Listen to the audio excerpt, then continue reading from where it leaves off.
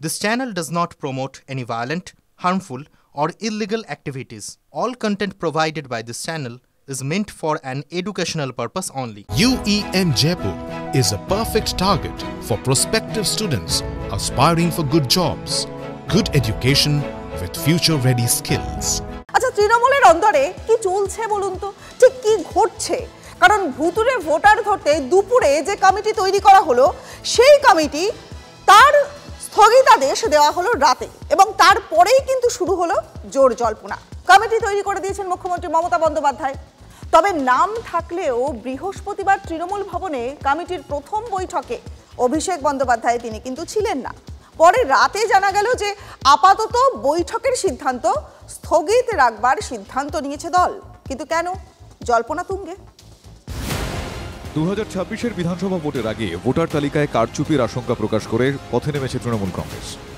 সমস্যার সমাধানে মুখ্যমন্ত্রী মমতা বন্দ্যোপাধ্যায় স্বয়ং 36 জনের একটি বিশেষ কমিটি তৈরি করে দিয়েছেন। কমিটির মাথায় তৃণমূলের রাজ্য সভাপতি সুব্রত বক্সী, রয়েছেন অভিষেক বন্দ্যোপাধ্যায়। বৃহস্পতিবার তৃণমূল ভবনে প্রথম বৈঠকে বসে কমিটি, কিন্তু তাতে যোগ দেননি অভিষেক। ওই বৈঠকে অভিষেকের অনুপস্থিতিতে প্রতি জেলায় ভুয়ো ভোটার ধরতে একটি করে কোর কমিটি গঠন করে দেন সুব্রত বক্সীরা। পরে রাতে জানা যায় কমিটির সমস্ত সিদ্ধান্ত স্থগিত রাখার নির্দেশ দিয়েছেন তৃণমূল সুপ্রিমো। কেন সুব্রত বক্সীর তৈরি করা কমিটি কয়েক ঘন্টার মধ্যেই স্থগিত করে দিলেন মমতা? রাত থেকেই এ নিয়ে তোলপাড় শুরু হয়ে যায় তৃণমূলের অন্দরে। বিরোধীরাও এই সুযোগে তৃণমূলকে বিঁধেছেন, যদিও তৃণমূল নেতারা এ নিয়ে প্রকাশ্যে মুখ খুলতে চাননি। দড়ি টানাটানি চলছে, পিসির তৃণমূল কংগ্রেস থাকবে না ভাইপোর তৃণমূল কংগ্রেস থাকবে। আর তৃণমূল কংগ্রেসের ভোটার লিস্ট নিয়ে যদি অতই সমস্যা থাকে, আমরা যে সাজেশন দিয়েছি সেটা মানতে বলুন। ফিঙ্গার প্রিন্ট, বায়োমেট্রিক, কেউ কারোটা দিতে পারবে না। মমতা বন্দ্যোপাধ্যায়ের ভোটও অন্য কেউ দিতে পারবে না। ফিঙ্গার প্রিন্ট দিয়ে ভোট চালু করুন, দাবি করতে বলুন, আমরা রেডি আছি। কখনো দিদিকে খুশি করতে ব্যস্ত, কখনো খোকাবাবুকে খুশি করতে ব্যস্ত। দিদিকে আবার বলছি, আমি তৃণমূল দলের ধান্দাবাজদের উদ্দেশ্যে আমার সাবধান বাণী, আম আর দুধ এক হবে, আটি আপনারা বাটির বাইরে পড়ে থাকে। আসলে এটা করতে গিয়ে প্রাথমিকভাবে ওরা দেখেছে যত ভুয়ো ভোটারের কথা বলছে তাতে অধিকাংশই তৃণমূল হচ্ছে বেনিফিশিয়ারি। সেইটা যখন প্রাথমিকভাবে এসছে, তাই এসব কমিটি এখন স্থগিত রইল, আর অন্য কোনো কারণ নেই। একটা দলের সম্পূর্ণ অভ্যন্তরীণ বিষয়, সেটা স্ক্রুটিনি সর্বশক্তিতে হচ্ছে। মমতা বন্দ্যোপাধ্যায় গুরুত্ব দিয়েছেন, সব এলাকায় স্ক্রুটিনি চলছে। তার মেকানিজমের কিছু সিদ্ধান্ত পার্টি নিচ্ছে, আবার কিছু সিদ্ধান্ত নেবে। এটা একটা সাংগঠনিক অভ্যন্তরীণ বিষয়, ফলে এই বিষয়ে তো আমরা বাইরে কোনো কথা বলছি না। দলনেত্রীর হঠাৎ সিদ্ধান্ত নিয়ে একাধিক সম্ভাবনার কথা আলোচনায় উঠে এসেছে তৃণমূলের অন্তরে। অনেকের যুক্তি, বেশ কিছু কোর কমিটিতে সাংসদরা রয়েছেন। এদিকে সামনেই সংসদের বাজেট অধিবেশনে দ্বিতীয় পর্ব, ফলে সাংসদরা এলাকায় থাকতে পারবেন না।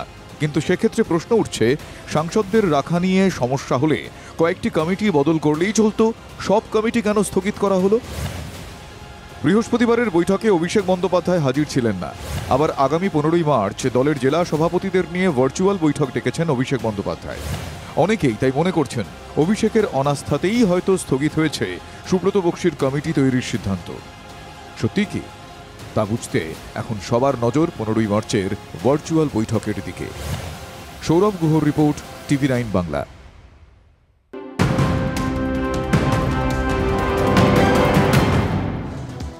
দেখুন, দুপুরে তৈরি হওয়া কমিটি রাতে স্থগিত হয়ে গেল, সেদিকে তো নজর থাকবে। কিন্তু রাজ্যে বিধানসভা ভিত্তিক যে ভোটার তালিকা, সেই তালিকার স্ক্রুটিনির কাজ চালিয়ে যেতে হবে।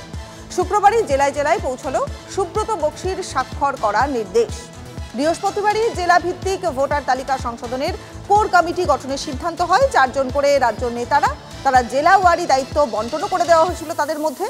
আর রাতেই স্থগিতাদেশ জারি করেন তৃণমূল সুপ্রিমো। আর এবার নেতাজি ইন্ডোর স্টেডিয়াম, সেখানে তৃণমূল নেত্রীর নির্দেশ অনুযায়ী স্থানীয় ভিত্তিতে ভোটার তালিকা সংশোধনের কাজ চালিয়ে যেতে নির্দেশ দিলেন সুব্রত বক্সী।